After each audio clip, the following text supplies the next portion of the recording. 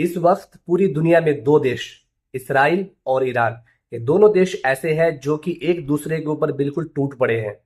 आए दिन 3-4 दिन से आप सब देख रहे हो कि कैसे कभी इसराइल ईरान के ऊपर तो कभी ईरान इसराइल के ऊपर हमले कर रहा है। सारे अपने अपने दावे कर रहे हैं कि हमने उनका ये तबाह कर दिया, हमने उनका वो तबाह कर दिया।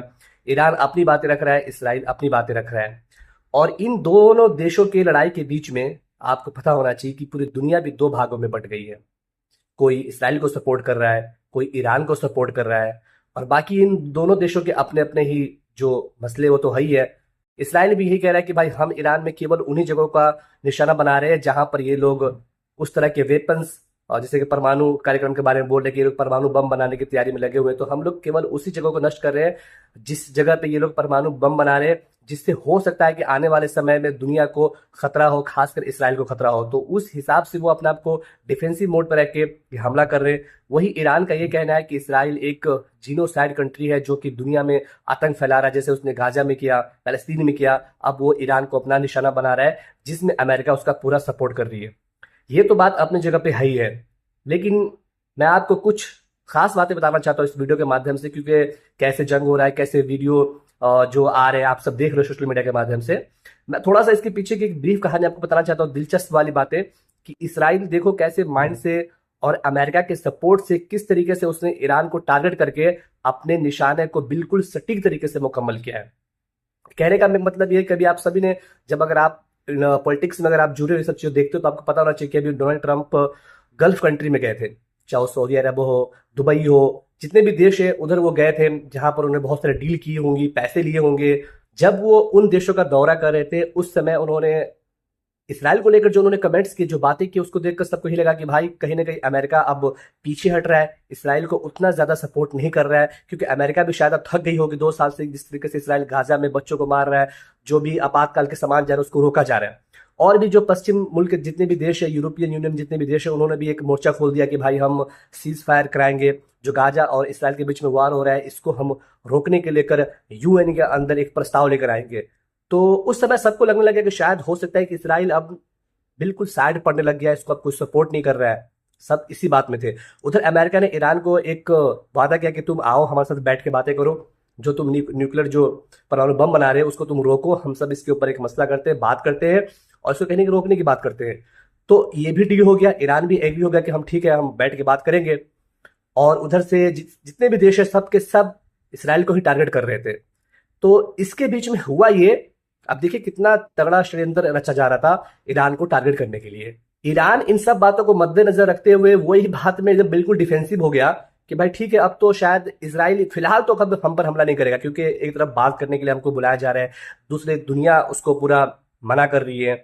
तो वो पूरा ही डिफेंसिव मोड पे चला गया। और उनके जो 4 कमांडो मारे गए, 6 उनके खास वैज्ञानिक जो कि परमाणु बम बनाने में बहुत ही सहायक थे, जो इसमें काम कर रहे थे, वो मारे गए। और वो इसलिए मारे गए कि उनको ये वार्निंग था कि आप सब जितने भी लोग हो एक जगह कहीं पे तो बैठोगे ही नहीं, खासकर ऐसे एरिया में जहां पर आसानी से उसको लोकेट किया जा सकता है। लेकिन ये लोग बहुत पता नहीं कौन सी दुनिया में खो गए, कौन सा इनको बिरयानी खाना था, ये लोग एक ही जगह पर बैठ कर मीटिंग करने लगे। और इसराइल का सटीक निशाना देखिए कि उसी 12 मंजिला जो बिल्डिंग है उसको उन्होंने टारगेट किया, और जिन लोगों को मारना था उन्होंने अपने टारगेट में उसको मार दिया। भले ईरान इसराइल पर कितना भी हमला कर रहा है, कुछ कर रहा है, लेकिन इसराइल ने जो हमला किया वो बिल्कुल सटीक किया। और उनका जो एक बिल्कुल सटीक जो निशाना था, जो उनका टारगेट था, जिसको मारना है तो मारना है, उन्होंने उन्हीं को मारा। लेकिन अभी हम काफी आगे चले गए हमले को, लेकिन हमला से पहले ये जो टारगेट किया गया ईरान के ऊपर, इससे पहले की कहानी जो मैं आपको भी बता रहा था, तो सब कुछ चीजें हो रही थी।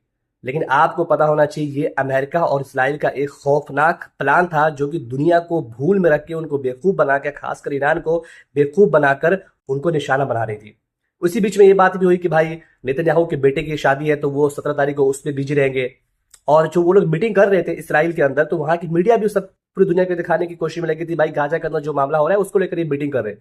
लेकिन एक्चुअल में वो ऐसा था कुछ भी नहीं। जब डोनाल्ड ट्रंप ने ये जो आपस में बातचीत की बात थी, जो उसने कही थी कि आओ ईरान बैठ के बातें करे, उन्होंने डोनाल्ड ट्रंप के कहने के हिसाब से भाई मैंने उनको जो वक्त दिया था 60 दिन, वो 60 दिन कंप्लीट हो चुके थे जिस दिन फ्राइडे को ये हमला हुआ है ना। उनके कहने के हिसाब से एक भाई 61वां दिन हो गया था। और आपको ये जानकर हैरानी होगी कि मैं ऐसा क्यों कह रहा हूं कि ये ऑलरेडी प्री प्लान था, सब कुछ तरीके से चला जा रहा था कि भाई इनको इस दिन इनके देश पे हमला करना है, इनको मारना ही मारना है। इसलिए कि डोनाल्ड ट्रंप के दिए गए डेट के हिसाब से 60 दिन कंप्लीट हो गए, लेकिन दुनिया के हिसाब से ये शनिवार को होना था, लेकिन फ्राइडे को ही बहुत ही चालाकी के साथ टारगेट किया गया ईरान को। और जब ये टारगेट हुआ, जब ये हमला हुआ, तो सबसे पहले ट्रंप ने कहा कि एक्सेलेंट, मतलब इसराइल ने जो हमला किया है वो एक्सेलेंट था। साथ ही उन्होंने आज ट्रुथ पे, जो कि अमेरिका के सोशल साइट है, ट्रुथ पे उन्होंने एक ट्वीट भी किया जहां पर उन्होंने बोला कि इस हमले के बारे में उनको पहले से जानकारी थी, क्योंकि उनको सब कुछ पता होता है। वो जानते थे कि क्या कुछ होने वाला है, क्या कुछ नहीं होने वाला है। उन्होंने ये भी कहा कि जिन लोगों के साथ उनका, ईरान के जो लोग थे जो कि अमेरिका के साथ बैठ के बात करते इस डील के ऊपर, उन्होंने कहा कि ये लोग बहुत ही कट्टरपंथी थे और ये लोग मेरे सामने बहुत उचक के बातें कर रहे थे। आज वो सारे के सारे मारे गए और उन्होंने वार्निंग दिया कि अगर ईरान अमेरिका के किसी ठिकाने के ऊपर हमला करेगा तो ईरान के साथ ऐसे हाल करेंगे, ऐसा हाल करेंगे कि पूरा ईरान ही हम बर्बाद कर देंगे, ईरान बचेगा ही नहीं, क्योंकि हमारे पास वो हथियार है आधुनिकीकरण के कि हम कुछ भी कर सकते हैं। और उन्होंने ये भी कहा आगे कि जो हमारे पास हथियार है, समझो वो इसराइल के पास भी है और उन्हें चलाना भी आता है। तो इसलिए इज्जत, अगर तुम चाहते हो अपनी भलाई, तो आओ हमारे सामने झुक जाओ, हमारी बातें मान लो, वरना बहुत ज्यादा और भी आगे विनाशकारी होगा। मैं उम्मीद करता हूं कि ऐसा ना होए, है ना, आप तुम आ जाओ। इसमें अमेरिका का दोगलापन आप समझ रहे हो।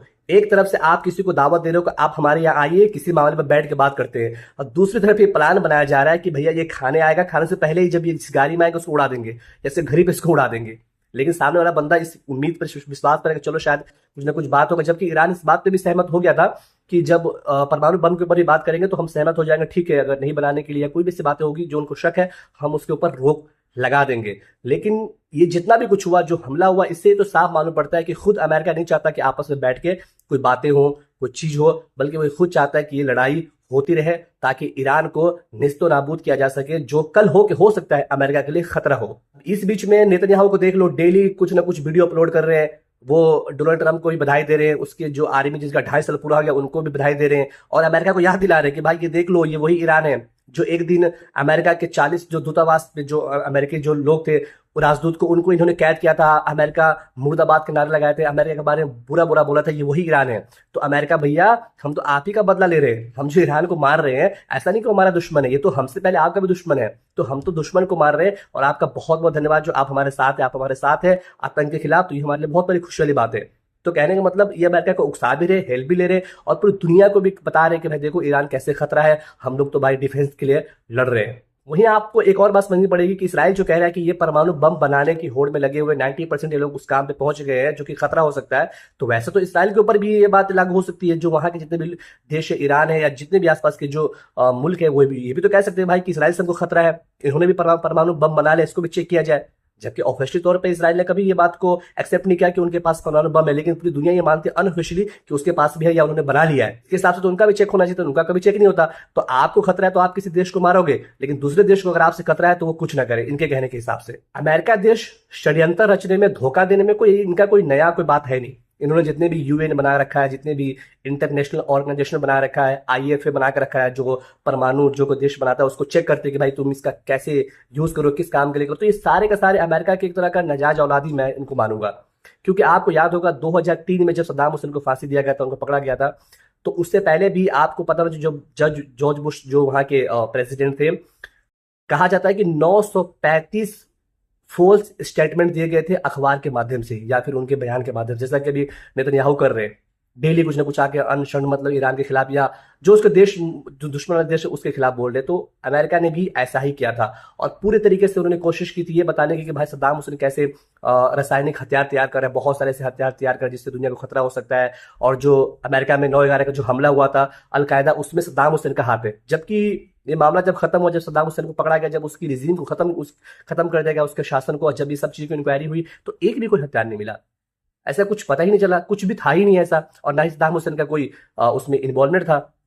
और बाद में जॉर्ज बुश ने इस बात को माना कि हाँ, मुझे बहुत, एक अखबार में उन्होंने ये बोला भी है कि भाई इस बात को एक्सेप्ट किया कि हाँ, मुझे सबसे ज्यादा निराशा, मुझे गुस्सा आया जब हम लोग इस सब के बाद जब सर्च करें हमें कुछ हासिल नहीं हुआ, कुछ नहीं मिला।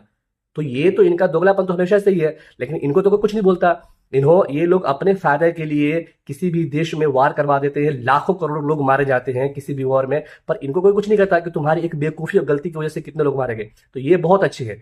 ईरान किसी दूसरे का हेल्प लेकर किसी पर हमला कराए तो वो आतंकवाद होता है, लेकिन अमेरिका अगर इसराइल का यूज करके दुनिया भर में हमले कराए या किसी और को उकसाकर हमला कराए, लाखों लोगों का जान मरवा दे, कुछ करवा दे, तो वो बहुत अच्छा है, वो इंसानियत के लिए करता है। ये है इन लोगों का कमीनापन। और दुख की बात है कि पूरी दुनिया में से कोई भी देश ऐसा नहीं है जो इनको कुछ बोल सके, इनको टोक सके।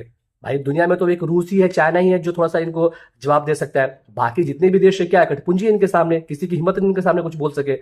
है किसी के अंदर हिम्मत? आप बताओ कि जो जाकर अमेरिका को बोल सके कि भाई ये तुम गलत कर रहे हो। तो पावर जो होता है, ताकत होती है, उसका कैसे इस्तेमाल करना चाहिए, कैसे किसी को यूज करना चाहिए, सही बात है, अमेरिका से ज्यादा कोई नहीं जाता। और आज जो इसराइल और ईरान के बीच में वार हो रहा है, ये पूरी तरीके से अमेरिका का संयोजित है, जो कि अपने आप को शांति का दूत भी कराना चाहता है कि भाई हम वार रुकवा देते हैं। जैसे इंडिया पाकिस्तान के मैटर में आके फटाक से बोल दिया कि हमने धमकी दिया इंडिया पाकिस्तान को कि तुम लोग सीज फायर करो, बंद करो।